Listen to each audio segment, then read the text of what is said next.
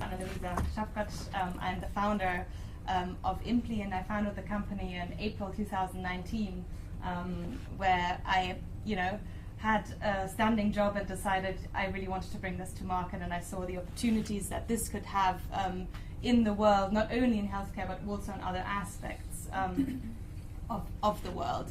My background is varied, so I studied biotechnology at university, degreed to the master level, then decided to work in the commercial field in the chemical industry, and went on to a startup in the genomics space, and then went on to work with pharmaceutical companies in their supply chain and the digitalization of the supply chain. And the idea of Impli came by sheer interest of me having lost my key card, or forgotten my key card, turning up to the office and being locked out, eventually having to go all the way back home and come back from that. So that's why I said there must be a solution for this really simple problem. And I found one, and I looked into it, and I researched a lot about this technology and where it could help us, and I tried to find the really important applications that this can bring, and where will this actually be used, because there are different ways to solving different problems. So today I'm going to talk briefly about the history of implantables. I think it's really important to see where we've come from and how long it's taken us to get there. Then I'm going to touch on where are we right now. So what are we doing right now in the world that can lead us to and through these implantables. And then I'm going to show you some market research that we did as a company throughout the last year and throughout the last 3 months. That's going to give us a little bit of insight about what we can do and which fields might be the fields that people are interested in having implantables in. And then I'm going to speak about the future a little bit. I mean, nanobots just mentioned by David, which are obviously an interesting area, but also other applications of implantables that are maybe much more short-term future. So I think the first question that I would like to ask, and I think everyone has a different definition at the moment about this, is what is an implantable actually? So we've all heard about wearables, and we use wearables all the time. What's an implantable? Can be really anything. And I'm sure you've all seen implantables in different sectors, especially the medical field here. But an implantable is actually an artificial object that's capable of being inside the skin, so implanted into the body. And now we can think of all of the options out there of what that could be, and what do we have on a day-to-day basis to support that. And I think it's quite important to look at what has been developed. In the 50s, we developed the pacemaker, and coming from that kind of implantable that's very functional. And we've come from like a big device in a pacemaker. I don't know if you've seen the early days of a pacemaker that was still kind of connected, to now kind of this kind of size pacemaker that sits inside your body and controls your heart, essentially. Cochlear implants for hearing loss and hearing aids. Which are the dental implants, which probably many of us have had experiences with and even carry ourselves inside. The contraceptive implant, which 50% of the world women have the option of getting to the state, which is free by the NHS. And then obviously augmentation, or if you have ocular implants for vision. So this is really where we have come from the 50s to now, where we use these devices every day to make our lives easier. So personal implantables were very much pioneered by Kevin Warwick, and he was a lecturer at Reading University back then. And Karen Warwick in 1998, so actually for us a significantly long time ago, developed our implantable RFID chips that would sit underneath his, in his case it was the arm, and would control his lights or his office doors. And that was 20 years ago. That was quite a long time ago. And these, it brings the question to mind, if Karen Warwick did it in 1998, why have we not adopted this technology by now? What were like the factors behind us not adopting it? And I think it has a lot to do with the development of technology around us, not only the actual physical development of devices, but also the the mentality of devices. So we go from the first computer to the first personal computer to the first mobile phones to the first wearables only in 2009. So after Karen Warwick actually brought out this technology, going to the Internet of Things, where there are more devices per person in the world than there are people, which already brings a huge factor in that. And then going into the very optimized self movement. So what is the optimized self movement? It's, you know, people moving towards optimizing themselves to give the best performance. And that can be, you know, in sports, in work, in how can I be better. I count my steps when I go out to see if I'm fit enough. I measure my heart rate on a regular basis, and so on and so on, which ultimately really leads to the development of the Internet of Humans, which in fact comes with implantables because you integrate the human into that whole environment. And that can be done by different things. That doesn't only have to be implantables. That can also be done by biometrics. So we already use fingerprints. We use our facial recognition every day. So we're already part of this, and we're already going to be part of this for the foreseeable future. Now the question is, how can implants help that, and what functionalities can implants really bring to us as humans to develop and to be better? So this very much leads into the where are we right now section. If we just explain, like we just explained, the optimized self movement going to the Internet of Humans, we can very much look at this as a circle. Now implantables very much got used in the biohacking space and got adopted in the biohacking space. There's a lot of people out there with implants already. And those were really the experimenters. They started, they looked at this, they said, okay, you know, how can I use it? What can I use it for? What are the different applications of this? And they developed qualitative data for us to have to use later on, which then goes into the quantified self movement, which means you can quantify that data. You can see, okay, how many data points can I get and how can I make this optimal? And collect these parameters to self-configure them, to learn, and eventually, if we talk about the healthcare applications of this, we really look at the preventative medicine aspect of it. So moving into this constant loop to give us, you know, longevity effects or societarian impacts or healthcare economical impacts later on in the future. And this is really where personalized implantables or the route they are taking at the moment. I think a lot of insight can be drawn from wearables and how we use them at the moment because they're the external fact of an implantable. So there was a study done in 2019 where a group in Eastern Europe asked themselves, okay, what are all the papers being released in the wearable sector, and what are they actually, you know, telling about the research that is being done there, the development that's being done there? And so they collected all of this data and they grouped it up into different, you know, subgroups. And I'm not sure if you guys can actually read this, but this says monitoring, this says sensor, this says communication. And it very much went towards these kind of core aspects of sensors, monitoring, communication, security being a big one, and acceptance. So let's translate this information that this paper gave us and put it into implantables. What can an implantable do that a wearable cannot do? And part of it, of course, is monitoring, and part of it, of course, is sensoring, because it's inside of our body, meaning it can take up our liquids and it can, you know, show us what we are like from the inside. This really gives us insight about how wearables are moving very precisely towards these healthcare aspects. The other one, obviously, being data security, and how can we keep those aspects safe, and implantables can play a big role in that area as well. So what is it like today? It's been done in Sweden. So in Sweden we've got a use case. We estimate about 50,000 people in Sweden who have implants. They use it for their train ticketing system. So you can board a Swedish train with an implantable and hold your ticket on that device, and then be scanned and that being used. They have set up a micropayment system in a big mall where they said,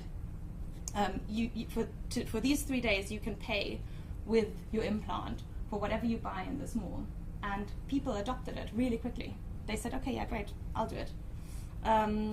The first person who ever boarded a train with an implant was also done in Sweden. So the Swedish are very advanced in those sectors and are going into great lengths. But we see implantables being used in the United States for predominantly authentication, so authenticating yourself to another level. We see implantables being done in Japan. That's very much for healthcare. We see, all sorts of industries, especially in kind of payments and especially in other sectors such as transport. Them looking at this and saying, you know what, we need this technology because it solves a need in our market.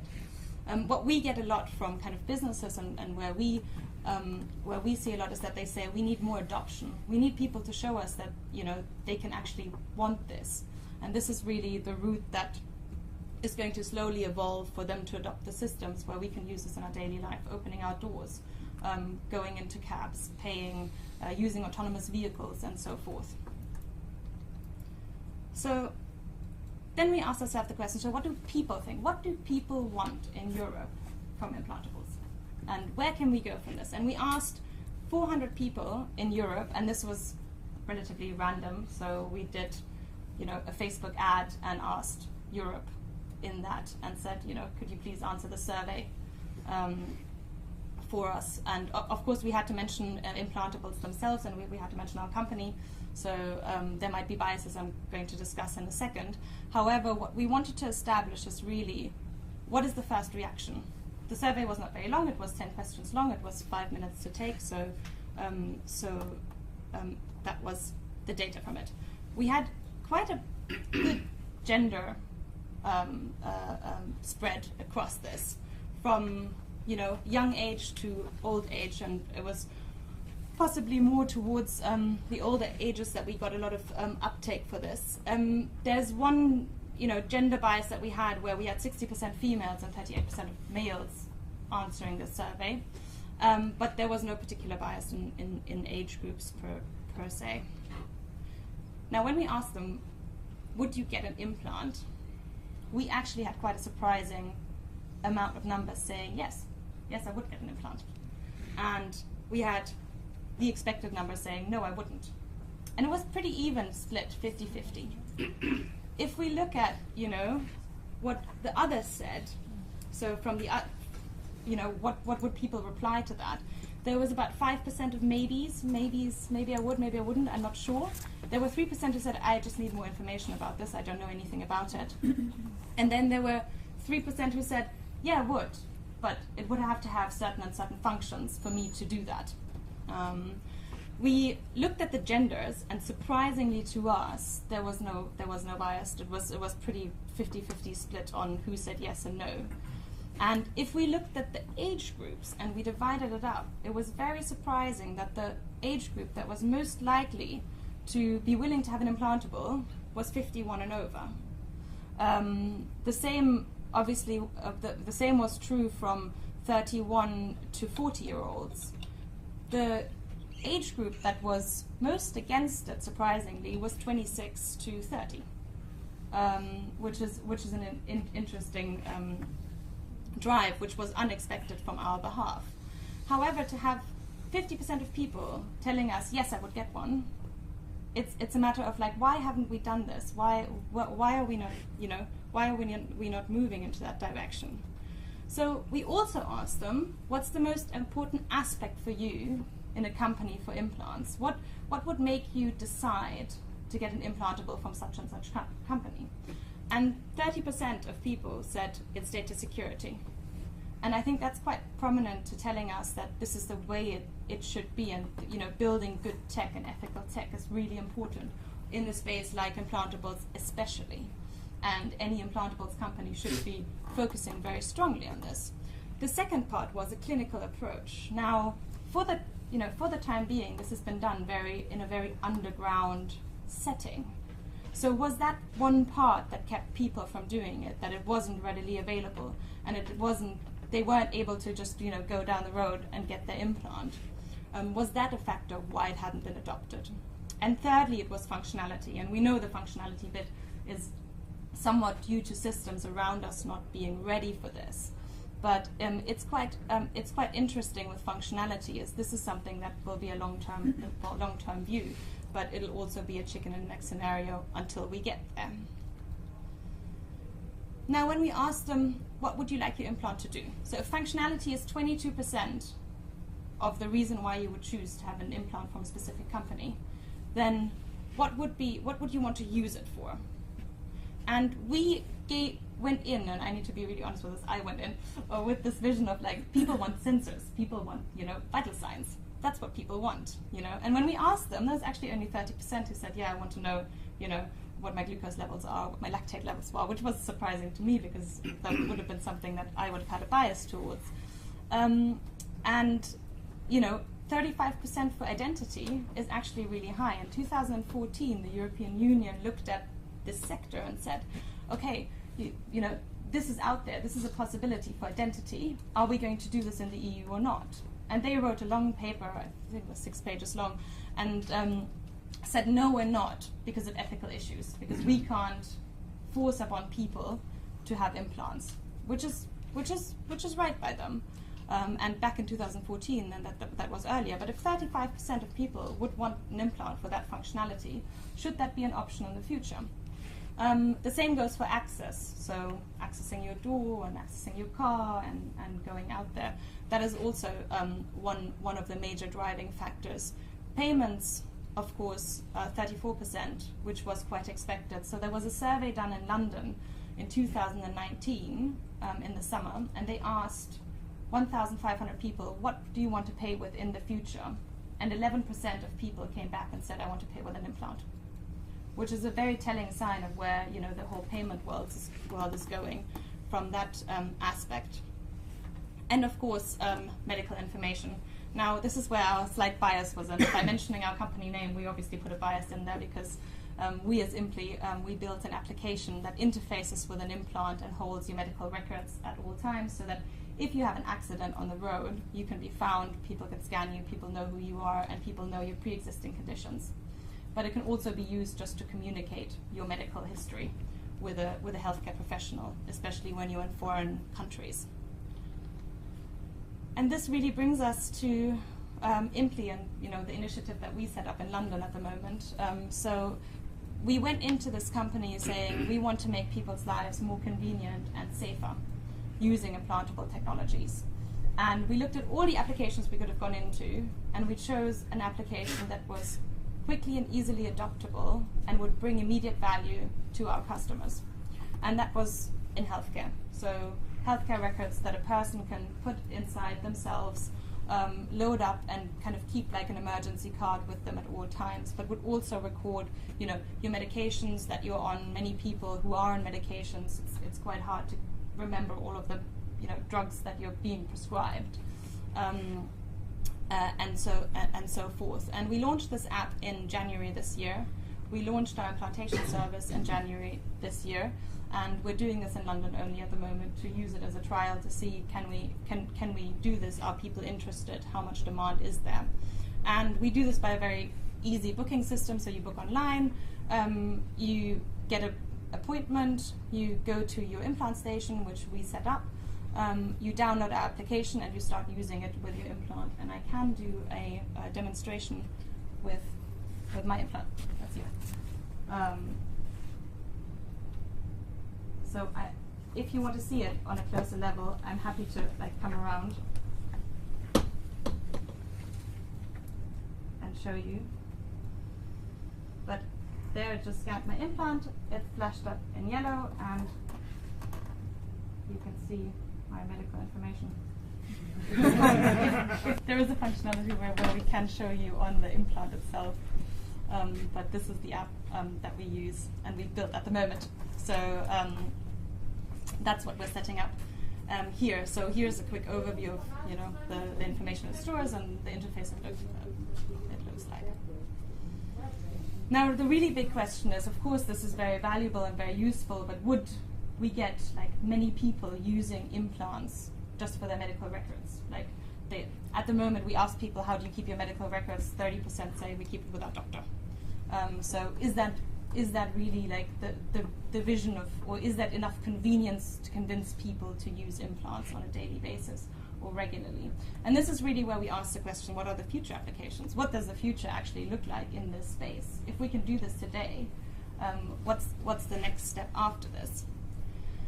And I think it's important to understand what areas to look at. You can either look at kind of the smart city area, so the IoT area, so integrating yourself into the environment as a human, and you can look at it from the internal area, so internalize in your body. What does it measure? How does it measure? Where does it measure? And for what?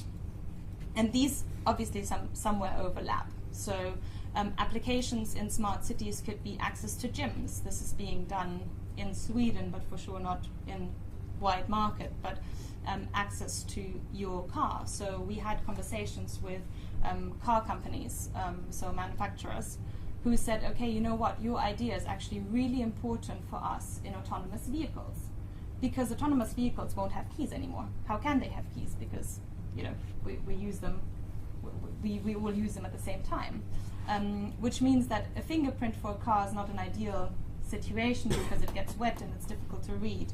And facial recognition might also not be a good access method for that. So that's the point where we say, okay, maybe that's a solution for implantables to use, and maybe that's a route to go down towards. The same goes obviously for passports, as we mentioned already, accessing, you know, safes and so on, and the world around us. Now internally, we have different metrics. We want to measure what's our glucose level like, what's our heart rate like, what's our temperature like, and how all interact within each other to tell me more about my health status of healthcare at this point in time. So at the moment, going very much into the healthcare vision and what healthcare looks like in the implantables world, we're at the medical identity state, which is just over here. You know, we're at the very beginning. We're saying, okay, you can get your medical identity with you, you can carry it with you at all times. We could integrate it into systems if that was so thought. The second level out there are electronic sensors, so temperature, heart rate. So I've got a temperature sensor right here, it measures my temperature. And this is something that we're looking to launch. Now, what can temperature tell us? Temperature can be very valuable for insights on contraceptive methods, so or fertility rates, or it can be very interesting for cancer patients because their immune system is depressed. So, you know, what can those levels tell us? Or it can tell us information about, you know, our general well-being as a person. The next level after electronic sensors are really the biosensors. So, can I measure chemicals with it that sit subcutaneously? And that could be glucose for diabetics, but also for pre-diabetes, big problem in the world. That could be lactate for sports people, so people under a lot of stress. That could be cortisol levels also, people who have, you know, high working positions, people who are under very stressful situations, to be able to monitor that and to be able to regulate that from some level. But biosensors can also be used to measure drug related, you know, how much drugs does my body take up? So people who've had valves replaced, heart valves replaced, that are on warfarin, that takes a long time to adapt that kind of medication. So can we measure with an implantable if our body is taking up the drug as we want it to? So it goes very much into that precision medicine area. And that also plays in mind with, okay, you know, what about pharmacogenomics? How does that work with the actual facts, so the phenotypic data that we get from that? Obviously, it then goes also into accessibility. So how does that work? For example, an ethanol sensor for driving a car, for preventing drink driving, or the interaction with other devices. Does my device then suddenly interact with the ultrasound device that's at my doctor that can tell you even more information by gathering that data and doing quick analysis? And how does that whole information get processed in an artificial intelligence way? So how can we actually predict from that what will happen? Will the surgery be successful based on the metrics that we get from the internal body at that point in time. And these are really exciting potential applications in healthcare in the future. And these are really measurable, and this can be done with implantables like this, but also nanobots in the future for sure, when we go further down the line. But I think that we have to think about the healthcare system as a whole. I think that looking at just one part, how does it help the one individual human is not enough, but how can we use implantables to drive a better future for the whole system in itself? And that can obviously mean the Internet of Things in the hospital itself. So that means linking your implantable to the wheelchair that you use, to the blood samples that you give, and building a system around that that securely keeps your records, but also very accurately keeps your records. So if we think about the UK, where 20,000 people each year die of mismedication, could we save people in that way? Could we make systems more efficient? The second point is obviously monitoring chronic diseases. How can we monitor chronic diseases better? How can we make lives more efficient? How can we let people live longer and live better?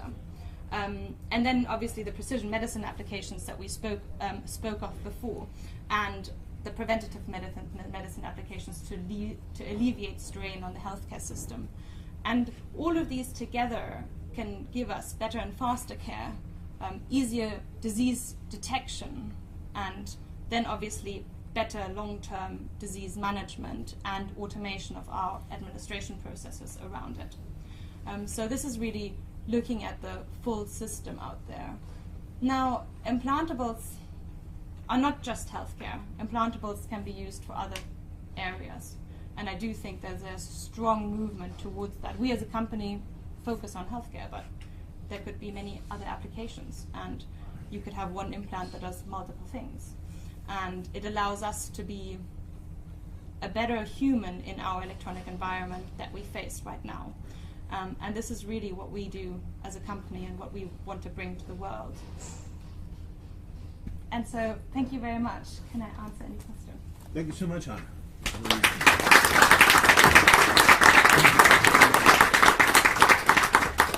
So, does your healthcare records reside on this chip, or is there an identifier so that people will effectively find your healthcare records online? Yes, so you can solve that problem in two ways. At the moment, we've got the app linked to an identifier that allows us to store more data. Currently, the chips that we have hold 1,000 bits. So you can store some information on it, and I would recommend everyone to store their most important information on there. So let's say blood group, or if you have, a long-term disease.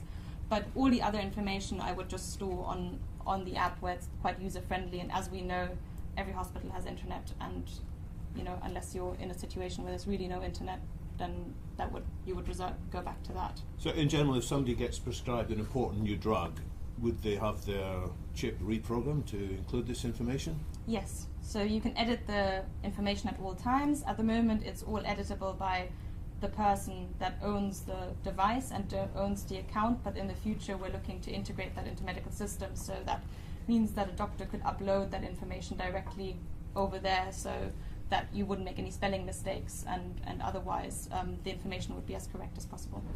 Right. And what kind of take-up do you expect of this in due course? Is it going to be a slow, linear progression, or do you expect various tipping points to come that might suddenly make a whole community say, you know what, now I see my friends, my colleagues, my respected family members using this, it makes sense for me to go there as well? Yeah, it's actually a good question. And I think it's an important one to ask, looking at the progression of this.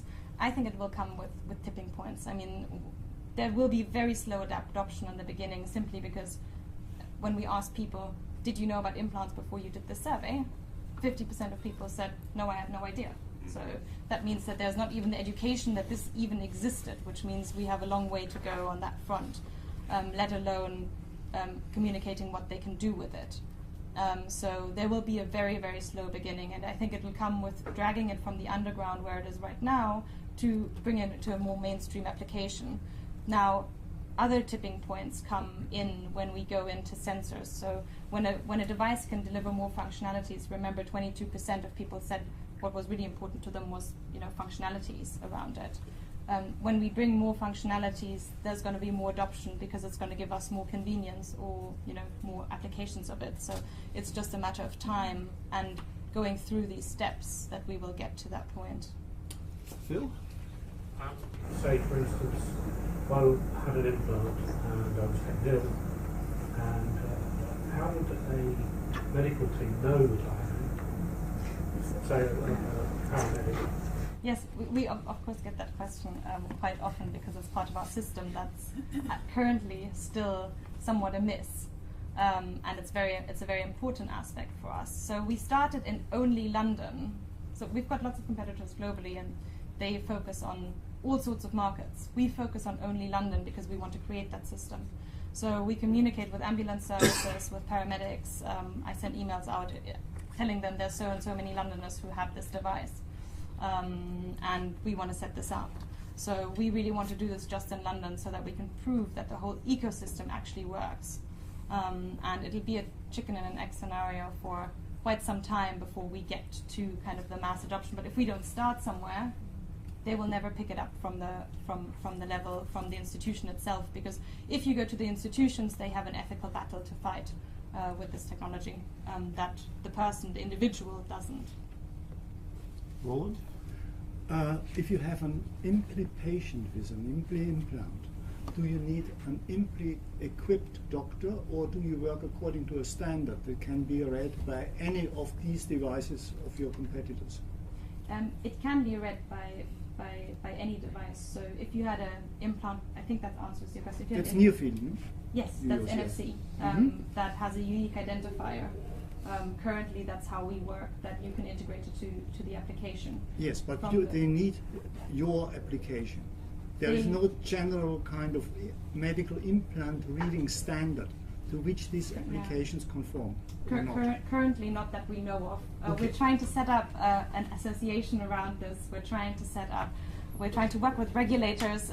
We're trying to do a lot of things in that space to get standards in place and to get this into a progression, because one of our key aspects is to keep it safe and high quality, because I think this is something that is really important in the field to make it go from the underground where it is right now and make it available to human beings, which is very much in the medical world because it sits under your skin. We're working towards it, but currently there's no standard as we know. Obviously there's like file formats like NDEF and so on, but not a standard for implantables at the moment. Question at the back there? Hi. So I come from the other side. I'm from the biohacking underground world you were talking about. Said you data that over 51 was the most likely to uptake this. Of all of the implants I've put into people, I have never put one over the age of 50. And all in the 26 to 31, so super surprised by that. I was wondering how many people so far over the age of 50 have you implanted into? So currently we have over 50 have not implanted anyone over 51 that I know of, unless they hit their. We don't ask them for their age at this, except that if they're over 18, obviously.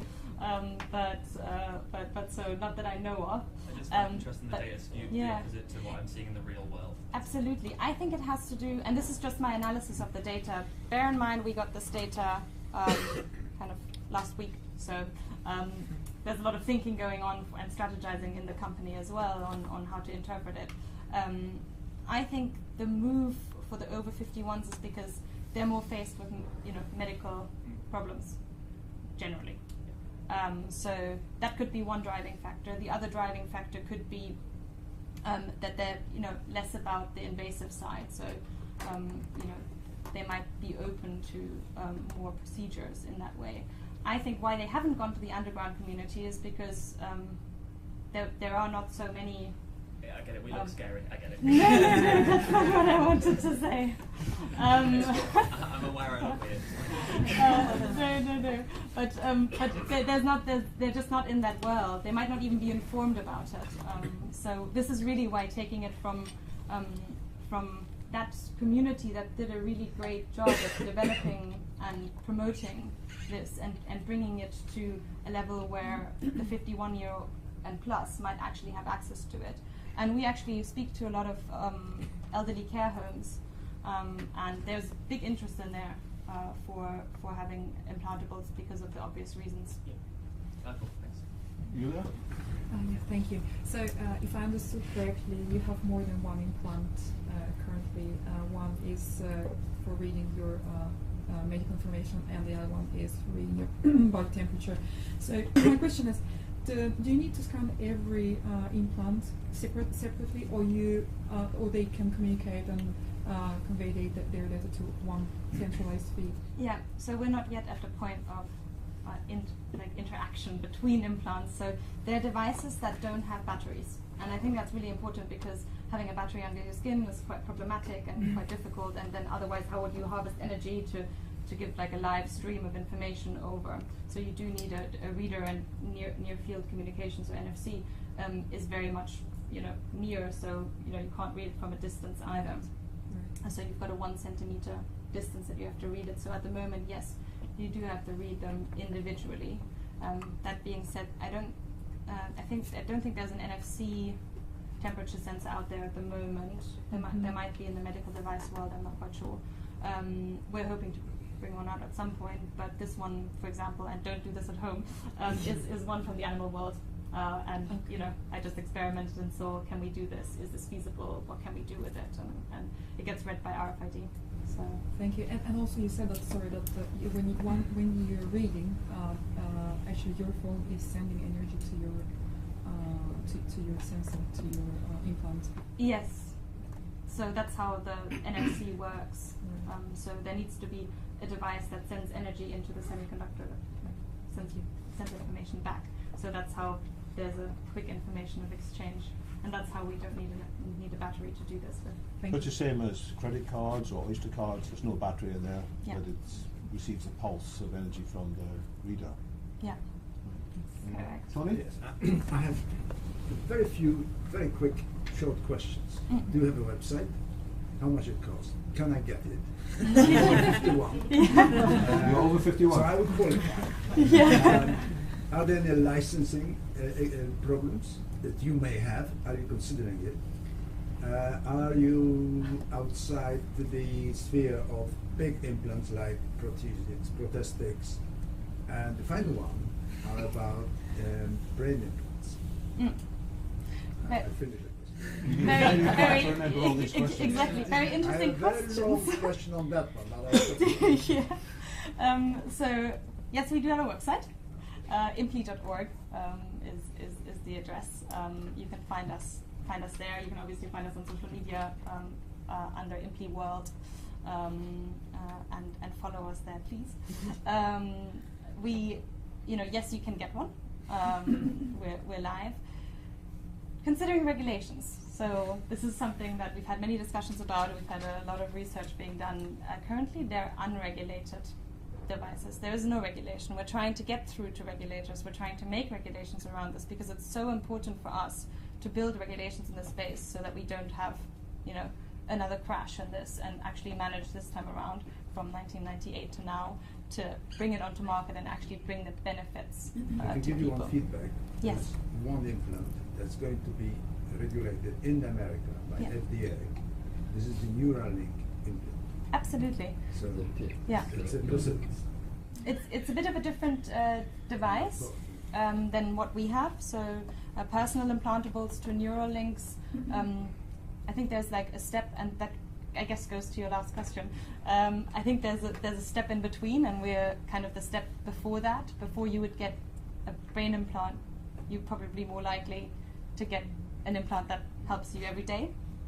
There are applications for Neuralinks, and there are very strong applications for Neuralinks, and they have huge benefits. And I do think that that brain implants are a vision of the future, and will definitely get adopted, and have been adopted in many ways. And they will get there are FDA approved implants such as this, but they have to have a medical function, or they have to be in a medical system, which is the problem with the regulation. So in Europe, it's the MDD, or soon to be MDR regulation for medical devices, that says unless it's in a medical system or it senses any medical information, it's not deemed as a medical device, which is problematic for us because we say it is a medical device, technically speaking. But I want you to see the danger from a competitive point of view, that if they device, so make a device that is implemented in the brain and gets all the information, almost all the information about your body status, then your implant will not be viable. So I'm just looking perhaps 3 years ahead. I completely agree, and when we talk about nanobots, it's the same. Will our implant be necessary if we have nanobots? It's not the question about in 15 years, 20 years time. It's about what can people adopt right now. And if people don't adopt this, they're for sure not going to have a brain implant. Even I'm quite cautious when I say I'm going to, put electrodes into my brain, or when I say I'm going to inject nanobots into my bloodstream. It's one level above than just going underneath the skin, where I understand. Maybe more than one level. Maybe more than one level. So I do agree with that, and us as a company are looking to innovate, and that means develop in the future. Can you say something about the cost? Yes, sorry, I forgot that question in the middle. Yes. So we currently have a promotion on, so we sell them at £80, and the retail price otherwise is 120, and then that's excluding VAT. What we're trying to do with our pricing model is to make it as easy as possible for our customers to get one, as well as not overpricing them, because that just builds barriers, and not underpricing And them. then you pay separately for the insertion. No, this is including. Yeah. Alan? Very good. We'll come back to that.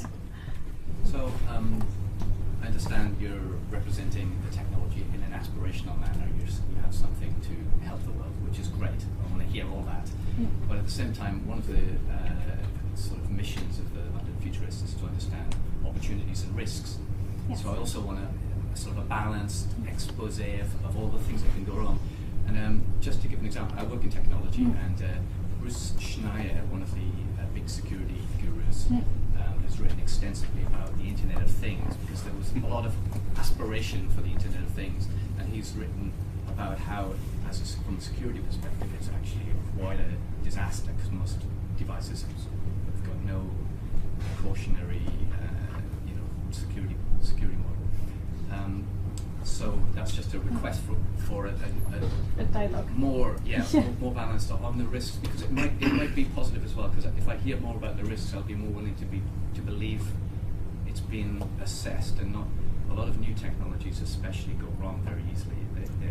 They focus only on the positives, and specifically on the thing about who owns the information, whether it's how much is in the device.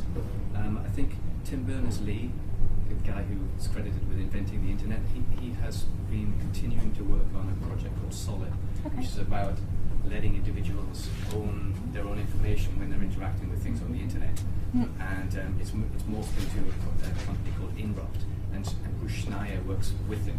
Yeah, so it might be a good collaboration to look at the security, privacy elements, and who owns the information, and see if you can get on top of that platform. Absolutely, no, very interesting, and I do agree with you. There's critical aspects to this, like there is with any technology there is out there, and I think we need to be very, very cautious about the critical aspects. And this comes to do with applications, but data security. That 30% of people say that data security is their major aspect of why they would choose a company, actually brings it to the forefront of this. But we have this problem not only in implantables, we have this problem in wearables. If you think about the Fitbit and Google acquisition and the complications around it. You can leave it behind. You can decide not to be vulnerable by leaving it behind. So it's like a bit awkward, but it's you've got to dig inside yourself to get it out. Yeah, no, exactly. So you can remove it, which is also a good thing, because you can't remove your fingerprint and you can't remove your face, or it's very difficult to do that. So there are positives and negatives of it, of course. Looking at the, every company needs to make their own statements about this. We look to be an ethical company, and data sharing should be by consent only, and this should be held with encrypted data. So we're currently collaborating with a company called Circogene on using homomorphic encryption on this data, so that it is safe. I think we can only do as a company as much as we can to, make sure that our devices are safe and that we bring out applications that are really ethical rather than the unethical sides. But there are unethical sides towards sensing. So are people becoming too obsessed about their data? Is this whole doing steps, is that too much? How can we regulate this? Is there a point where we can say to not obsess people, only the doctor can read out the data, or only the doctor can see the data, and the patient never sees the data, he just knows that the doctor's looking after them. So I think when we look at technologies, we just need to look at and I do agree, we need to look at the bad sides in terms of understanding them, and for example things like Black Mirror did a great job at presenting the bad sides of technology, but I think we can't leave technologies behind just because there's one angle of it that's bad. There's bad things to the internet, there's bad things to all technologies, there's bad things to a knife. So I think what's really important to be said is that let's criticize it and let's try to build good tech. And that's kind of the way that we look at the company and try to bring it forward. Question there? So full disclosure, on one of the suites you talked about. Wonderful. So I'm very full of, Yeah. I think there are a lot of interesting applications that you discussed in identity access control plans.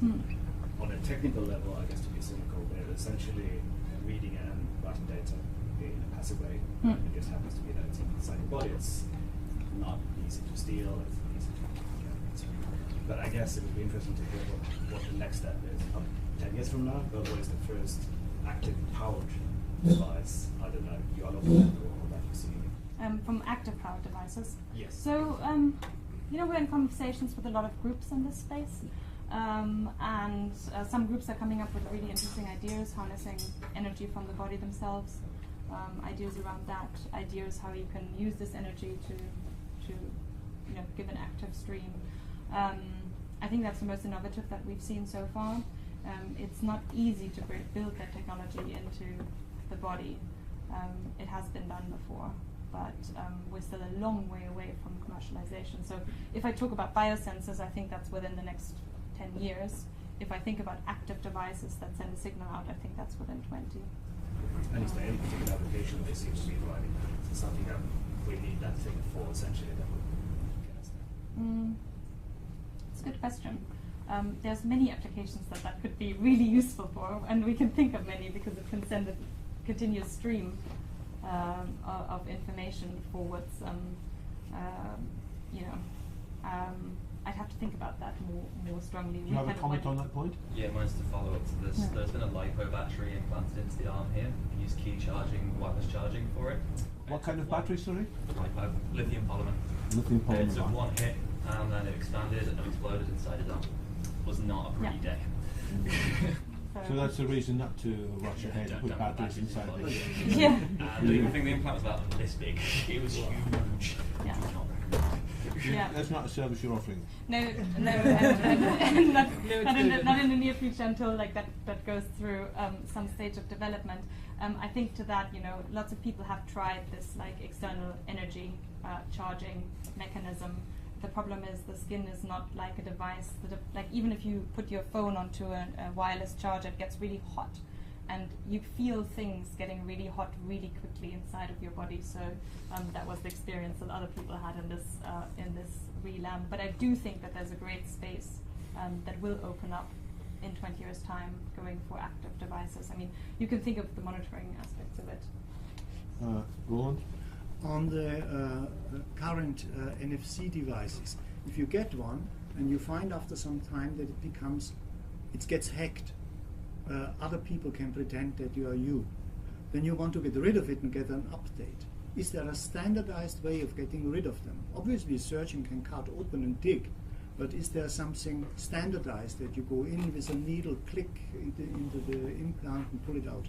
Yes. So if you've seen the contraceptive implants that are out there, I've got one here. I've got lots of implants. You can pull them out with a hook. That's how they work, and that's how they get removed. It has a little eye, and you just have to find the eye. And and then you pull it out to get that. So removals of implants, and maybe Aidan can explain more, is actually being done quite often. We implant into the hand, so trying to find your implant is not too much of a problem in order to take it out. The good thing is obviously you can take it out, whereas when you think about deep fakes and so on, that is like your identity on the internet, which you can't take out anymore, which this technology at least prevents. Dave, you have a question? Yeah, I was going to say about search and rescue. I guess from what you were saying earlier, it's probably more a case of an active device rather than a passive one would be needed to search. If someone goes missing in the wilderness, for example, would a passive device be able to service that need, or would you need an active or active device? So in my opinion, that could be a passive device that could work. If you look at avalanche sensors, so I ski, so Right, there are passive devices that can work. So if you made it into an implantable, then that would be possible. So searching aircraft, we've got to pick up a signal by sending a signal and then listening for an echo back? Yes, it would work like the Reco devices that avalanches work. That could work. I'd have to think about further how that would work or what different technologies there are. There are also different frequencies you can use. I mean, near field frequency is not the only implantable device there are. There are RFID devices that have a longer frequency range. There are UHF devices that have a longer frequency range that could be read from further away.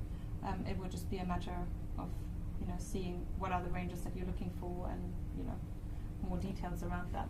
Right. But I think for search and rescue could be a good application in the military, could be a good application in in regions that you can't reach so easily. Definitely. Did you have a question? Yeah, I'm a little bit curious about the devices themselves. I mean, you're not manufacturing the implantable, you source the implantable from a third party. So in the sphere of people who are manufacturing these devices, is there a trend towards making larger storage in them, or to making them a more customisable device? Because you said that it's 1K device, which many of us go, God, it's 1980s technology. What are we doing? But is it going to be that if we look 5 years ahead from now, people are going to be able to store 10,000 MP3s in their thumb? Yeah. That's a good question. So we do see trends. We see trends in miniaturization, so making smaller devices and making devices smaller, which also means making devices more powerful. I think the earlier devices were not as powerful as these ones, and they're kind of continuing to develop that. We are trying to do that too in some respect, because obviously holding your information directly on your chip is better than on an application. So miniaturization is definitely a trend, and it's definitely going forward in that area. The other area for hardware is in the sensing world, so building sensors or building other functionalities around it. So there's different tag types of NFC chips that work with different functionalities. So, the follow-up question to that is there much competition in that space, or is it only a fairly small number of companies? It's a fairly small number of companies if we consider like other industries. It's actually a tiny industry. There's a couple of manufacturers. There's a couple of manufacturers in America. There's a couple in Sweden. There's factories in China that produce them, that have experience with this kind of implantable. So in the grand scheme of things, it's a very small amount of companies who do this at the moment, and it's a very specialized kind of skill to have. Phil? I have a question about marketing. You talked about reaching a tipping point and the word trend being used in a different context. The thing that brought this up in my mind was a friend of mine many years ago bought himself a pair of 18-karat gold collar stickers. So these were very high prestige items from Asprey's, and they went into his collar in his shirt, and nobody saw them. Only he knew that he had this prestigious item. And it goes to me that wearables are things that people show that can be trendy. So a taxi driver was raving about a new Apple Watch that would read his heart rate and things like that. But these are hidden. It isn't something that you can show off about. And I'm just wondering whether there might be some way of having it so that you've got some sort of special tattoo on your hand that something where you can show. Some people have this. You Yeah. could sell a T-shirt with it, couldn't you? We do. How's this prestigious, latest trendy thing? One of those buttons instead of, you know, the baby on board one is like. Yes. Implanted person. Yes, no, absolutely. To answer your question, I think that interface is going to be really important. But if you look at the health optimization component, Swoosh is a company which doesn't have a visual component, it's just a band on your wrist, and basically has real-time monitoring into a system or platform. And I think that's where wearables and implantables become sort of merging together. So I think you will have that look, but as we go further down the line, think of insurance companies, think of how we pushing and driving for that information to be used in a commercial sense, is when, do you care about it being shown, or do you care about the fact that you get 50% off your life insurance because you wear a device? So I think you've got closed loop systems which become really interesting. Then you've got the B2C component where it's directly to market, where you're talking about health optimization, you're talking about real life, where people just want to know more. And I think we're moving away. I think Apple will be a reader of this device in the future. So I think you'd use those wearables as a reader because your ecosystem becomes important and connecting to the wider ecosystem. That's just my opinion. Yeah, so I mean, I think like the marketing aspect of this is a really crucial and important part of it, and it's a really crucial and important part of kind of our company, because we have to, you know, we have to let people know that there is a good side of this, and you know that there is useful applications out there, and I think it comes with the applications and the functionality that this becomes popular. We did try to solve that problem, or actually our collaborators did try to solve that problem with an LED. So if you were down here, you could see it. I can show you later. So when you scan it, there's an LED that flashes up, and the LED comes in different colors. So people can choose colors. So for example, at the moment we've got very rare orange ones. We only have 20 orange ones. So whoever has an orange one is for sure one of the early adopters. It solves the problem, doesn't it? Yeah. To show. Exactly. Well, making visible the number of people, in some sense, the number of people who've already adopted them is an interesting question.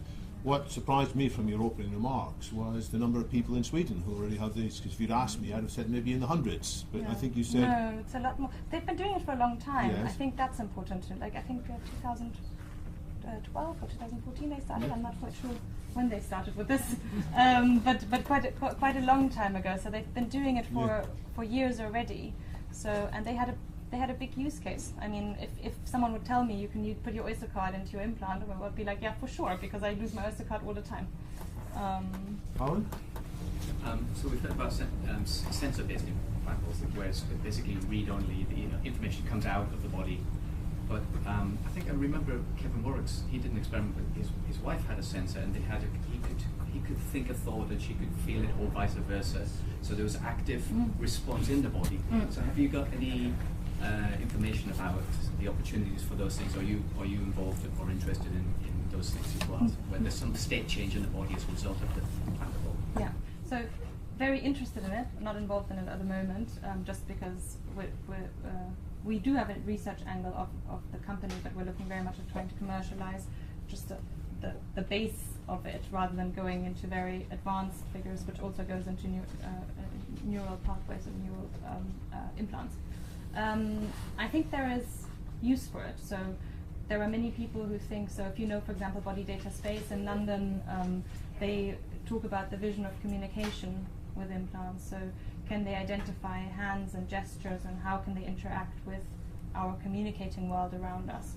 And I think it's really important to think about the other use cases. I mean, I really touched on healthcare, but it's a technology, and technologies can be used for very many things. And yes, Karen Warwick did go into that kind of research where he, could control, I think it was heat or light underneath the skin. And if we look at what very early adopter biohackers or cyborgs do at the moment, they also very much go into the feeling and sensing part of it. So if you've heard about a company called North Star, sorry, yes, thank you. North Star, they very much go into the sensing part of things, so that you can feel things, so they can tell where north is at every point. So I think there are companies out there that do that. There are people out there that look for this kind of information. the heads up on the nose are technically not implantable. It just sits on two piercings. It doesn't actually go inside your body. Interesting. Okay. Yeah. I So would really have high classified rejection that. rate. Yeah. I would have classified that as. It's as a high an rejection implant. rate? Incredibly high rejection rate. You get about 10% success rate with them. Really? Yeah. They're quite invasive. North Stop's pretty much gone now. Yeah. They're no longer really around. They didn't do too well. Really? Yeah, they so they They only bolted. came out 2 years ago or something. Yeah, like that. they had a bit of a buzz for a while, Yeah. but they kind of went because as Lady was saying about the rejection rate and a couple of other stuff that was going on in the way that they were actually kind of like bolted onto the skin. There was problems with them.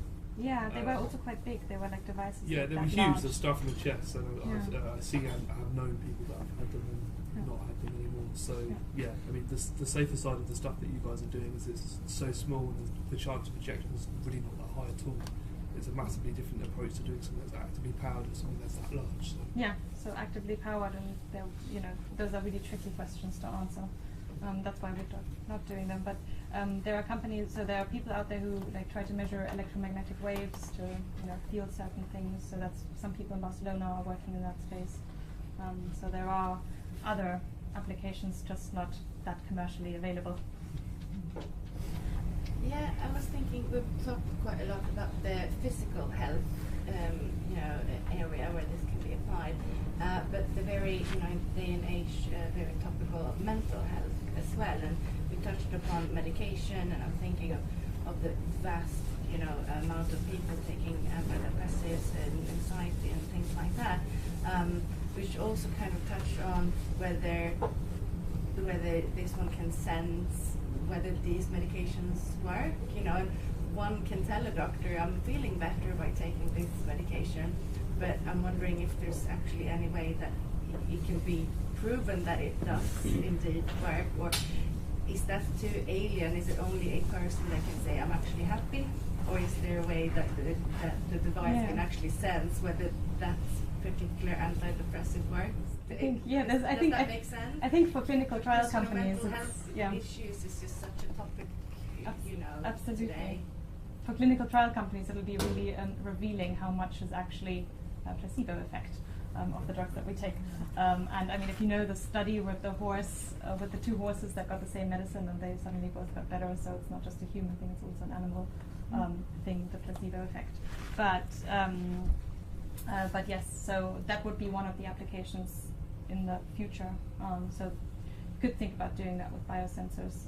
It would just take time to develop, and you'd have to prove, and you'd have to see if that's possible, how it's possible with nanobots, possibly much more likely. In 3 weeks' time, in London Futurists, we have a talk by Martin Dinoff about some of the techniques that his company is investigating to provide more reliable feedback about people's mental states. Because notoriously we're often bad at assessing our own mental states, just as we often like to think, hey, we're above average drivers, and many people in a similar thing are not aware of quite the fluctuations of our own mental state. Sometimes people over-exaggerate, and sometimes people under-exaggerate. So that's one way to explore this topic further. You had a point on this as well? Just a question, I mean, just from Louis' side as well, are you trying to say that you can depict mental health, or are you saying you don't want to read the underlying markers which could depict the effectiveness of medication? So if you take medication, they can read medication levels. If you take mental health, is it the cortisol levels inside your body that you're trying to read? What are the fundamental markers that you're trying to read which indicate that you're in a healthy state? Because I think we should differentiate between a physical healthy body and someone who's suffering from an underlying mental health issue, and whether it's a chemically based one or whether there are other issues that need to be dealt with. So my brain was kind of, as my thought process went around, having, colleagues and friends that are suffering from mental health, have tried several different medications, and it takes a long time till they find something that actually sort of works, side effects, etc. Because it all has to do with your, age, lifestyle, all of it. So I think it was more from a perspective of could this device sort of actually indicate what would work better for that person? I think precision medicine is, I think precision medication would be more of an appropriate component, because it would read and be able to say, this is working, so if it's not being taken up and it's not showing in the bloodstream, it's because of this, and how it's being... That's the complexity of it. Is it the person that says, hey, I'm happy, or is it the device saying, actually, it's, because that's kind of on the border of, how much can a technology, sense what our feelings rather than showing physically. Do you know what I mean? Yeah. Saying that you're sad, there's no measurement to that. Like how long is a stick?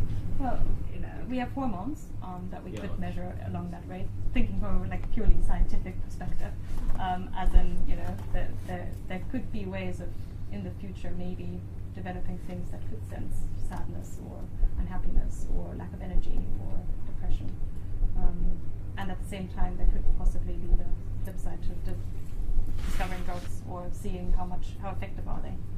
Tony, thanks for being very patient. Sorry. For a young startup, you seem to be a very pessimistic company. Think about exponentiality of change. You said 20 years. I wouldn't give it even 5 years for implant technology to really progress fundamentally. You mentioned nanobots. There are already trials with nanobots. And Neuralink is releasing its first implant mid this year, if they get the FDA approval. It would be a shock. It's an absolute shock absolutely in that area, because it's miles ahead of anything that was dreamt in the market just 2 years ago. Yeah. So I think you have to be prepared for absolutely revolutionary. I think we have to differentiate somewhat between personal devices and medical devices, and I think that's one part, because the medical industry is actually quite far in implantables if we think about it in that way, and for medical purposes. Wouldn't you think that there will be a kind of convergence of medical and say devices that identify you, the devices that extend your abilities? So it all may happen at the same time. And my additional question is, do you have an application for your implant? Yes, you can download it. Limited. What does it do exactly? It keeps your medical information. So it was the application that we showed here with the 3 screens. You can put your medical information in there and link it to your NHS device. Number.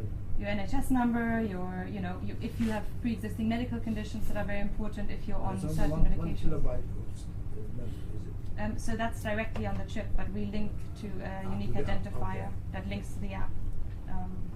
So it's a bit, obviously the long-term vision of that would be integrating into hospital systems. So a patient comes in, they just have to scan them, it immediately goes in, which reduces error for a hospital system, which reduces things like 20,000 missed medications in the world because the doctor couldn't write the drug properly.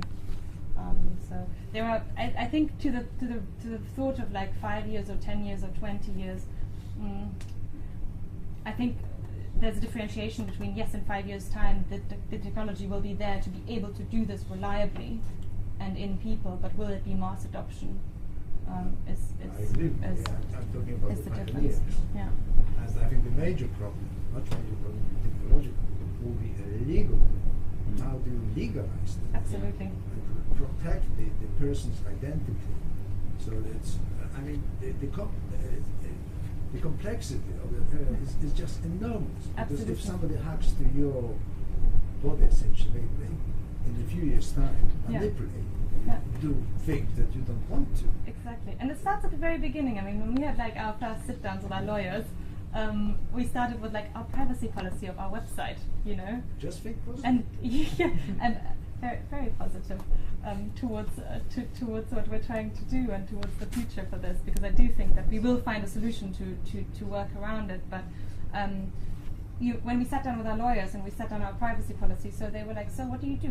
Third-factor authentication, or what are you? And we were kind of well, we're not part of the body, we're a different device, but we're inside the body, so technically we are the body. So it threw up so many legal challenges, and that is for sure one of the areas that's going to grow very, very strongly. And we've seen it with the tech industry, completely unregulated, to now something that's becoming very, very regulated with looking at social media and so on. And it needs to be, because we need to protect people. So predicting the future is very hard, of course. If I go back 10 years, or maybe 2011, I remember I made many talks in 2011 forecasting a rapid uptake of wearables, that Google Glass was just around the corner, and I thought in 5 years' time everybody in the London Futurist meeting would be wearing a Google Glass. And that hasn't happened. But on the other hand, other things went faster than I expected. In particular, there were more breakthroughs in AI and deep learning than my talks in 2011 didn't have anything about deep learning hardly, because it was very much a minority interest, and occasionally I might have mentioned it. So it all depends on how fast progress can be made on hard, difficult problems. And sometimes people get a nice breakthrough and it suddenly works. Other times there are these complications, the rejections from the body, the mechanisms don't work, there's a few bad cases. Even gene therapy, it was held back because of a very sad case of a youngster called Jesse Gelsinger about 1999, which suddenly he died as what was meant to be a routine operation. That held it back. So I'm with you, it's hard to know, but I think you have to plan for multiple scenarios. You have to be ready to move faster, but Black swan events, also you're ready to go step by step. So I like what you're doing. You're mapping out a credible future and building up an ecosystem, and you go as fast as appropriate and be ready to go faster. You had a question as well? Yeah, very practical one. Maybe a selfish motive behind it. Yeah. If I got an implant from you guys tomorrow and I could build an right now, can I use your implant? For the time being, yes, they're open, so you could program to it what you would want. We would be interested in what you did do, though, just out of interest from our side. So I guess that's a follow-up though. If I were, centimetre away from the band, could I rewrite your information to be whatever I wanted? Just going to say, so in terms of an attack vector, you wouldn't be able to rewrite it what's on the chip in that sense. So the way that Imply's web services work is it uses the ID that's hard built into the tag as a method of authentication. So effectively like a password, it's a UID. So if you were close up to someone, you could read if they stored plain text information on there, which is a risk, but there are secure ways of doing it. Then you could, at that moment, read that data. But if you were then trying to access the web services, you can hit the barriers of the security of their web services. So while you could get one of their implants, you'd have to build your own app and then your own web services in the back end of it anyway. So to steal someone's health information, you'd have to, one, be near their implant, then you'd have to go around with the security implications of how Imply's web services work. So it's not as straightforward as going up there and reading it or going up there and coding it and then you've got instant access. There's a few more steps to that. But to be very cynical about it, I could put a note in saying no resuscitation, big uppercase bold text, and that's what shows up. No resuscitation. So you can kill somebody, effectively. Yeah, you wouldn't. No, you wouldn't be able to do that. You wouldn't be able to do that. So plain text part of it. You can put it on, but when it reads it, it's only reading the ID to access. So what the ID would unlock their data. There would nowhere on there would it say do not resuscitate. It would only be on the chip. So this That's is not what's unlocking the medical data. You can. If you were concerned about this threat, I mean, if someone comes a centimeter onto your skin and like touches you with their phone and you don't notice it, that is a risk, but most times you would. If you are scared of that, you can lock the chip onto writing so that no one would be able to write to it except yourself. So there are measures out there. It just, at the moment, if you would purchase a chip, it would be open for you to program onto, and then it would be, you having to program or you having to format the chip in the way that you would want it to. And we could give advice for that, but you could see measures like that where you can format it where no one can write to it. But what this question brings to mind is discussions of various incidents, people somehow able to get money out of pay-as-you-go cards. You can tap and pay up to £30 at a time. If somebody can get close enough to your credit cards, in some cases it seems they might be able to extract up to £30 at a time from it by clever hacking. And then there's all the hacking of car keys. Now you open your car by sending a signal. Other people apparently can sometimes intercept that signal, they can store it, and then when you're not around they can open your car. This is what I'm told. So absolutely, which is why data security in this space is something absolutely vital. And if you if you look at NFC devices on cards, they have a longer read space, so you can read them up to 30 centimeters. Under the skin is a bit different. But obviously UHF devices, if we ever had them implanted, then what would happen would be a place to put secure measures in place. And there are technologies out there to protect these kinds of functionalities, and I think we should act on them if we have businesses in that space. A quick follow-up on those. So you mentioned two different types of attacks. One was for the cars, that is actually called a relay attack. So as the issue with actively powered devices, not passive, they're constantly giving that signal. So they would use basically a massive antenna. They'll walk up to someone's house, they would pick up the tiny signal of someone's key, which would be left in the doorway. It would relay that to a smaller responder, basically by the car. So the car is all it's aware is it's basically receiving the car fob signal, thinking that the car key is near, but actually it's a several different distance away. That's one of the issues with actively powered devices. But there's no second factor authentication between those two. That's the car signal, open the door. Now, when this happened and that the attack methods for that got launched, Tesla released an update to their cars to where you'd have to enter a PIN code before you could start the engine. Now, Tesla are one of the only companies to do that, but that is a second form of second factor authentication that stops that attack happening. And they were quick to fix that as well because it was their Tesla car that was used in the attack process. So the second issue with the credit card contactless payments is a process called EMV payments, and it's a method of authentication between the credit card and the readers. Now, the only way it's not really exploited into the wild as much, it is known in specific attack scenarios, but if you walked out with a contactless payment terminal, you could tap someone's phone or wallet, but it falls down to the insurance and the liability as a bank and how they would manage that, and that's where the real security of that applies. The issue with contactless payments on the cards, they cap them at £30 for that specific reason. Apple Pay and Android Pay do not have a cap because you have to unlock your phone before you can actually then perform a contactless payment. That's why you can smash £1,000 or £2,000 on a contactless on Apple Pay, and they won't care. That's fine. But contactless cards are capped for that reason as a matter of fact. So, in terms of the attacks for any implants, and I actually work in the security sector. It's kind of what I do, right? So, the attack methods are all around. I've had a conversation with you about this, about methods to protect in a similar way to a contactless credit card and how the data is encrypted, and there's mutual authentication, and there's a whole process for that. There are specific chips and there are platforms to provide that secure authentication to stop people being able to do that, like a contactless card, unless under very specific cases where someone stole a point of sales terminal or something like that. But it's there are a lot of security stuff out there. Which works to secure the implants and how they're authenticated against them and how the data is embedded, instead of just leaving stuff in plain text on them. So, yeah, there's some interesting developments out there already, and I'm sure Imply are already aware of implementing those. So this is all right if Imply and other companies keep up to date with good security practice. Yeah. As you know, the problem with many IoT devices is that many of them have got very cheap software in them.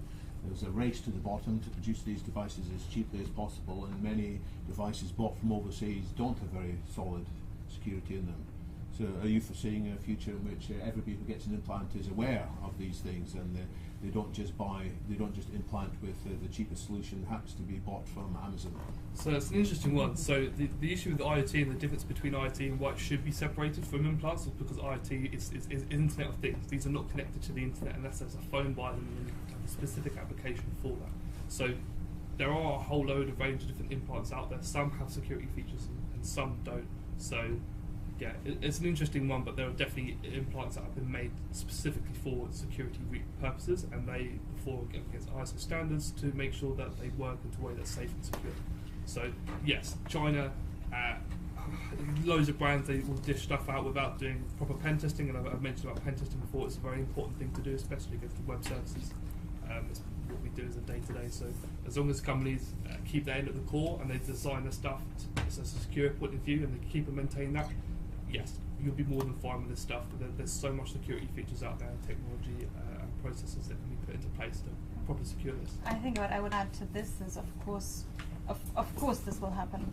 Like with every industry that we saw happen, you know, the minute it becomes mainstream, you know, there's lots of competition, and then there's a lowering of standards. There's a race to the market, and people will say, well, we intend to test it, but you know, we're in a hurry, so we'll release it and test it later. The point is, with something like this, we need to put regulations in there, and I think regulating the devices to some degree is really necessary in this space, and this is really why we're working towards that, so that this exactly doesn't happen, and we don't suddenly have bad devices. And when you say we're working, you mean you and other groups in this? Our whole Imply team. The whole Imply team. The whole Imply team is working towards it. But I mean, don't you have to cooperate with other companies Absolutely, in this as well? So it's the reason why we're setting up an association. It's the reason why we're working closely with other companies in this space. It's the reason why we're talking to the MHRA. It's the reason, of course there's MHRA, the medical device regulatory body.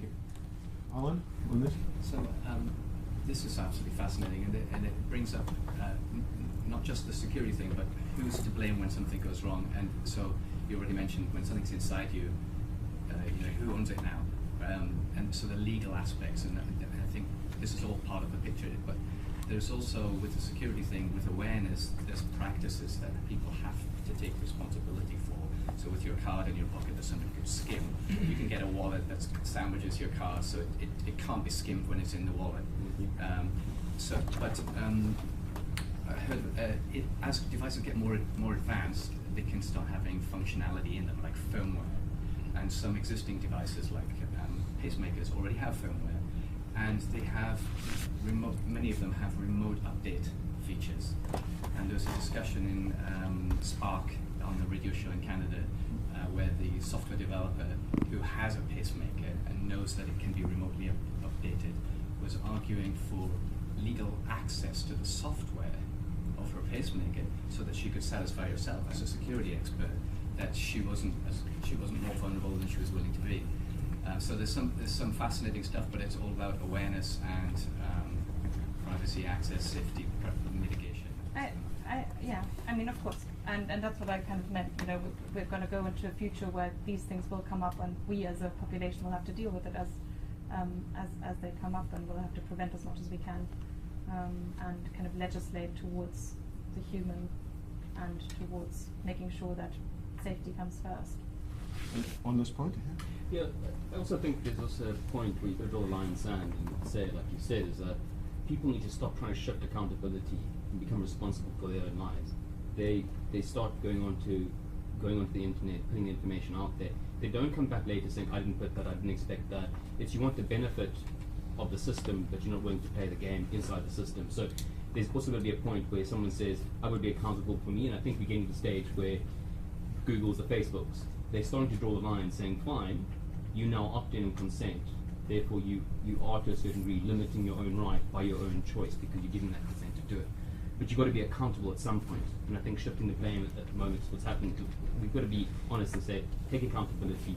Companies like the big guys, Google, Facebook, also need to be accountable for it. And I think that system's going to be, with regulation, going to be more defined. And I think that's an interesting space over the next 10 years. Again? Mine was just to tie up a few points into one. One is about the acceleration of where the implants have come from. One in my hand is currently 5 years old. There's now an extra 400 bytes of data since it was in on your model. There's two sectors on the chip. There's secure and unsecure. So the secure side I can't change. The unsecure currently has a link to a cat video on YouTube. It's messing around. And the other one, so that's how you could show off, was what I was thinking about. And the other one that you didn't mention is actually still my business card on here. So I just tap people's phones and it adds my company information to their phone. That's another way to show off. I just thought it was a good build. So we can try that later. It's the cat video right now, but I was showing my apprentice, so I was messing around. And Phil? Regarding security and people's confidence, it occurred to me that it's not really very long ago that people wouldn't buy things online. They just wouldn't. Now, I mean, it's a few short years. Retail sales have shifted massively. And it's because people suddenly got this. I don't know how it happened. Well, the various things the government did as well, wasn't it? They said in some cases we will recompense you. And the credit cards companies also agreed that if the people's credit card details were used against their, they would be reimbursed to a certain extent. So people got more confidence to use it in that case. So I think it was industry action backed up by legislation, encouraged people to do it, and now we are much more comfortable buying things online. But it did change quickly. For many people said, no, I can't imagine doing this at all. And people are buying incredibly expensive things online now. But people bank online as well. But people get your medication from online doctors without even seeing one face to face. Amazon was a bookstore, I'm just saying. That's how far we've come in this short space. Yeah. But it's also like from wearables to now, I mean 2009, that is really not very long ago. Anybody else want to raise a point that hasn't spoken in the conversation yet? Yeah, one quick point. I was wondering if there's been a potential application for people who work in extreme environments, astronauts, deep sea divers, sports people. And that might make quite a nice way of publicising the company. Have you made any approaches in those areas? We thought a lot about kind of, people who are in a lot of stress. And there has been research been done out there for people in the medical field, in the special forces, going to the Arctic and wanting and needing to measure their vitals and their lactate levels to optimize their levels out there. But also I've been approached by quite a lot of triathletes or very high performing sports people who are trying to push for more information. And if for example, the glucose sensors with the microneedles that are out there that you stick on, they're all using that. But they would obviously much rather have an implantable device. So there is a very nice niche in that space. And when I showed that loop about preventative medicine and kind of body optimization, I think that falls very much into that niche, which is a niche at the moment, but could become mainstream in order to prevent a healthcare service to be overloaded. And the military might be interested as well. Did you see that? Absolutely. And they're using some of the applications already. So the military has big interest in this, of course. Well, I have a couple of questions I've been waiting to feed into the conversation. One is on the international landscape. Today it seems that Sweden is the country which is the biggest adoption of these devices, both in terms of numbers and maybe use cases. What would you imagine might be the case in 5 or 10 years' time? Do you see, your survey didn't look at this, you just looked at Europe, but if there was a survey around the whole world, and if you project what might happen, do you think that it's going to be here in London that we're going to have the biggest update, or somewhere else in the world that's going to... Asia is quite strong. Asia is quite strong? We don't go into Asia, but the Asians are definitely looking into it. And if you look at the Asians as people and their history, their privacy is not the same as Europeans. Looking at their, how they grew up and the government's involvement into their life. If we look at their tax system that's based on facial recognition and so on, they're already very far ahead of that. They're also very innovative in electronics, so I do believe that Asia is a place that's going to spark up quickly in this. In the US, it's being done already. I mean, people are using this in the US. There are companies out there doing this. There's a big interest. It would be interesting, and I'm hoping to launch some market research over there to understand a little bit more about how that market works, and see if there's any possibilities there, and see if there might be applications there that might be very interesting, simply because the healthcare system in America is pushing towards preventative healthcare because of the way the government regulates this. And as you mentioned, insurance companies might help tip things along. Insurance companies might say, well, if you have this implantable, we're going to reduce your...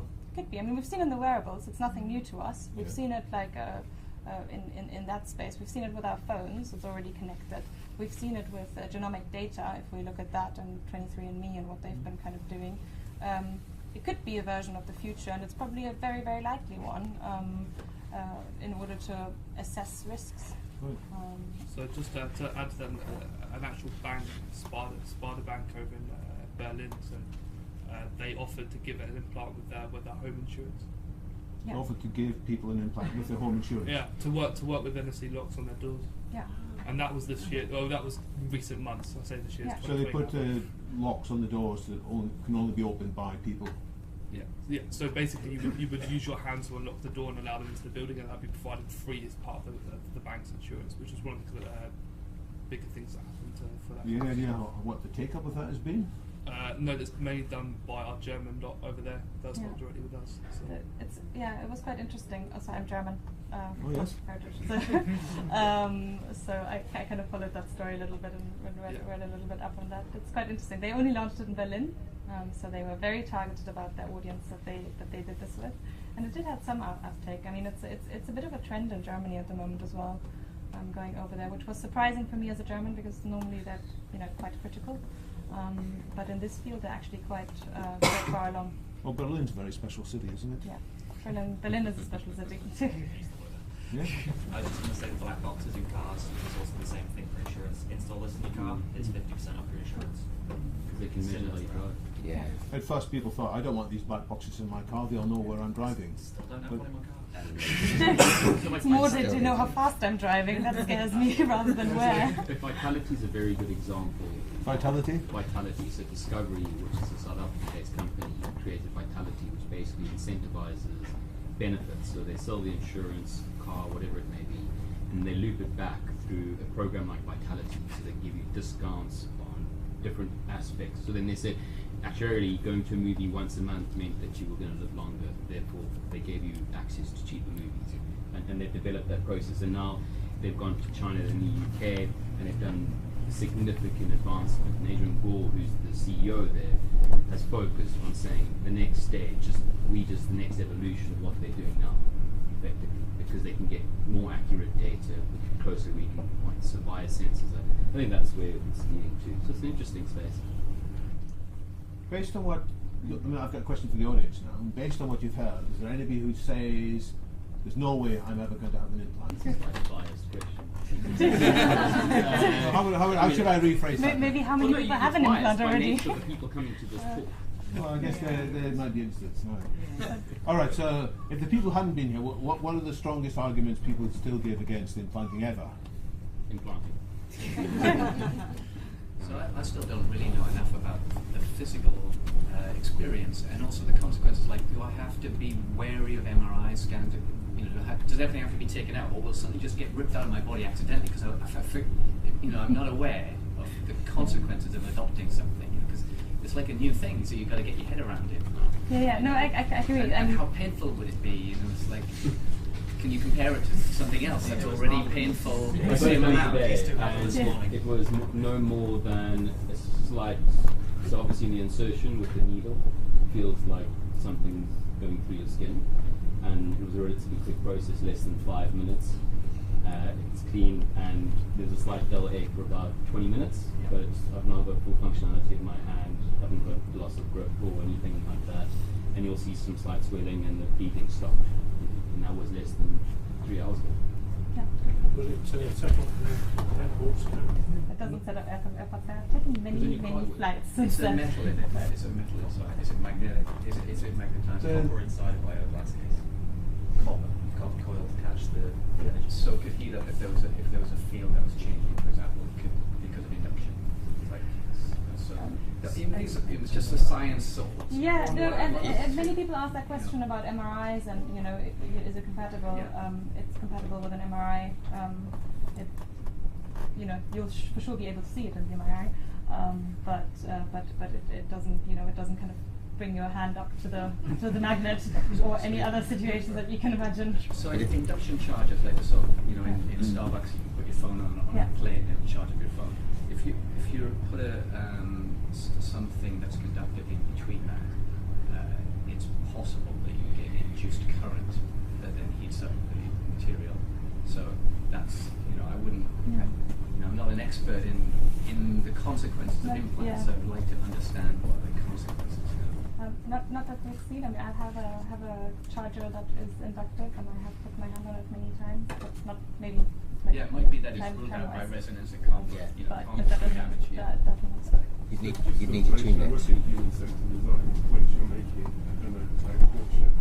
I think of any medication I've taken, you actually look at the possible side effects.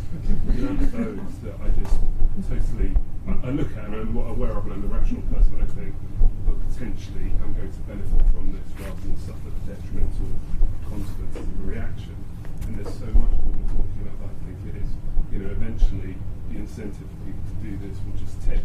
And my own personal experience is not the same thing as having bought a kitten before Christmas. It had a cat for about 20 years. It had to have a chip put in it. And for me, it was a no-brainer. And now that the cat has a chip in it, I'm sort of thinking, I've got 2 kids. Even if I could just see where they are within like a mile from the house, that would be useful. So Yeah, I was totally thinking about that very early on in your presentation. I have a toddler at home, and I thought, brilliant. It would be fantastic to see what his temperature is, what's wrong with him, if he's sick, and especially where the heck is he. It was made about the black box, the insurance. I think it was Aviva. I can't remember who it was. I worked on that project. And it's just a brilliant idea because it's totally changing the idea of we're in a strange place where people are putting all sorts of information out there quite willingly and perhaps not being cognizant of the consequences and trying to look for somebody else to be held to account. But actually, when it's reversed and the proposal is actually this is really beneficial to you, and you're going to get benefits from having this information feed back to you in a useful way, it's almost a no-brainer of that stuff to think, well, great, and this was it Vitality in South Africa years ago. Yeah, they were big innovators in that space. It sounds incredible. It's, you know, what an I amazing. cannot imagine it selling to teenagers. A gadget that tells their parents at any time where they are. My friends, Apple do it. Yeah, I mean, teenagers aren't stupid. They'll find ways around it, like we did when we were teenagers. And it's not infallible. But can you actually be traced where you are with a chip like this? No, and you couldn't unless someone read it and uploaded that information. But how does it work with of cats? the Is it location. different? The cats have it for identification. Yeah. They don't have Yeah. it for tracking. It's only when they pass by readers. Yes. So you need to. So I have a dog, and when we go to France, we put the dog in the boot, and the guy comes and scans the ID card, and it kind of reflects the system, so that stolen dogs won't be a problem anymore. It's more on that side rather than the tracking. I suppose again, listening to all the benefits, and it feels like there's a Rubicon. You cross the Rubicon when you decide to have an implant because it's less easy to change. I think the mindset. So when you talked about the adoption of online payments and how long that took, and all of a sudden there seems to be, it just went away. And so many people doing it. The difference with having it implanted, this idea of how accessible the actual device is, as opposed to this, which is like another vital organ I carry around. That this is something that's always with me and has so much on it. I feel that, especially if I use the kitten again, a friend of mine has a company called Paw Tracker, and he's been doing this for years, and it's basically what we were talking about. So you can't, with the reading, the chips that you read track, but with another device, obviously you can, and when it can relate to one of those things, I can take a device, a secondary device, put it on a child if I want to, and sync it up to that chip, and okay, that's them currently, it's locked onto that. You know, all of these things are possible, and it feels like at a certain point, when the value proposition for the device and the service have proved themselves, then embedding it seems a no-brainer. especially with the infrastructure that comes with it. I think the value discussion needs to happen in the ecosystem and the ability to do the ease of it. Yeah. And as soon as that convenience factor will be a massive, with the adoption increases significantly when they get the value and the ecosystem and infrastructure to support it. So the last question for me is, how often do you organise the implanting sessions? Yeah, so currently we're looking at every 2 weeks, one session. So they're not so frequently, but And it's better to do it with more than one person at a time, is it? Against economies of scale. It's economies of scale. So we're hoping to get more uptake with the marketing that we do and with the optimizing software products that are out there, and obviously like the convenience factor and building systems around that. So hopefully then to run a place that has a constant flow. That's the future. Hopefully. Now you're looking for more investment, for more employees, or more partners, or what? We are looking. We're very interested in partnerships. We're very interested in hearing about possible problems that we can solve. We are looking into investment. At some stage, we're applying for grant money from the UK to develop further products, and linking that up with our investment rounds that we're going through. So we are looking for investment later on this year. So if anyone's interested on that front, we'd also be very happy to speak. Final questions from the audience? Is there a waiting list? Is there a waiting list? There are some people on the list, because as we organize these events bi-weekly, we always gather all the people and then do one of these events. So there's not a waiting list per se in terms of devices, but there are people on the list that are in the next cohort of sessions that we are running. Julia? So I have a question. So we're talking about technology, we're talking about insurance companies that possibly incentivize the use of implants. We're talking about doors being opened through our implant. What about those countries that cannot afford to have such doors, for example? If suddenly the implants get adopted, and hopefully yes, and all those countries that can't afford it, they actually do it. How will the other countries deal with it? There will be kind of an exclusion, discrimination.